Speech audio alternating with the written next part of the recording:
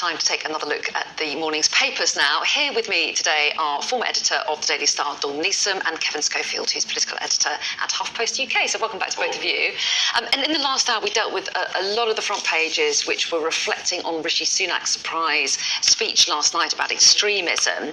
But let's move on, because there's lots of other news around. So we're going to talk about some of the other stories. And Dawn, you've picked out the second story on the front of the Daily Telegraph, yes, looking ahead to the budget. A typical Telegraph story, obviously it's defence and military, and basically looking ahead to the budget on March the 6th, which is next Wednesday already, is it? Blimey. This is Grant Shapps demanding that Jeremy Hunt rise defence spending to 2.5% of GDP. It's currently 2.2%, and which it doesn't sound a lot, but I mean, basically, I think we spent 55.5 billion on defence in 22-23, so it's quite a lot of money. But obviously, where we are at the moment, we probably need to concentrate on defence and the military. But there's so much money that, you know, need to spend on other things. I mean, NHS, education, etc., etc. But it doesn't seem that that's going to be the case. It does seem that our Hunt is standing firm, and there won't be an increase. Despite last spring, I think they promised there would be an increase in the defence budget. But it is quite scary when just last month the head of the British Army made shockwaves that he warned that Britain must prepare for conflict as the new pre-war generation. And when you think that Russia are currently spending, I think, over 4% of GDP on defence and armed forces, and it's like, where are we? And we've already talked about conscription, haven't we? We discussed that the other week as well, about how we need to be more defence aware and spend more on this issue. Yeah, I mean, it's not unusual to get a headline in the paper ahead of a budget from a minister asking the Chancellor for more money for the department, but this does have particular kind of interest at the moment, doesn't it, given what's going on? Well, yeah, I mean, there's a lot of mixed messages coming from the government in terms of the budget at the moment, you know, because on the one hand, as Dawn says, they've talked up the possibility of increasing defence spending, which obviously isn't going to happen now, but they also want to cut taxes. Yeah, and that's picked up, isn't it, in the Times?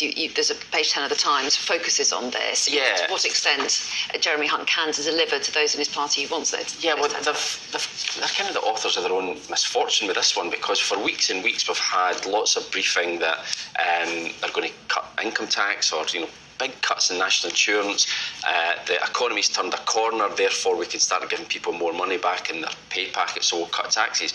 However, as we've got closer to the budget, the mood music coming out of the Treasury now is, well, actually, we're not going to have as much money as we thought we were. Is that managing expectations, or is it actually that the situation has changed? Yeah, there is always, you can't rule that out as a possibility. You know, there is always the famous rabbit from a hat that the Chancellor loves to produce on budget day. But, you know, the stakes are incredibly high. Conservative MPs that you speak to really want tax cuts. They think this is the last chance, basically, that the government has got to get on the front foot, make things uncomfortable for Labour, and perhaps turn things around and give the Tories a chance at the next election.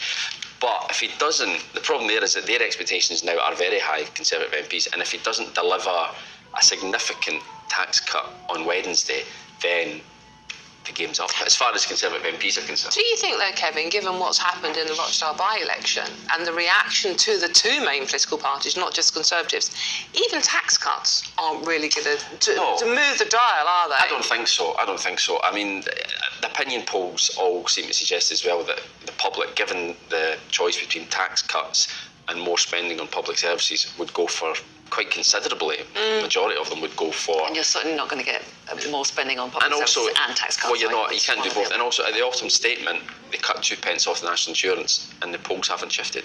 Yeah, very true. Fiscal drag means we're all paying more tax. It's madness. Plenty more to talk about. Plenty more time to talk about that running up to the budget on Wednesday. In the meantime, take us to another issue, Dawn, in the Mail.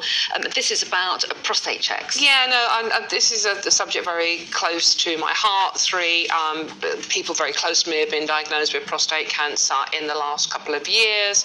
And this is a story. Get checked, boys. By the way, just go and get checked, okay?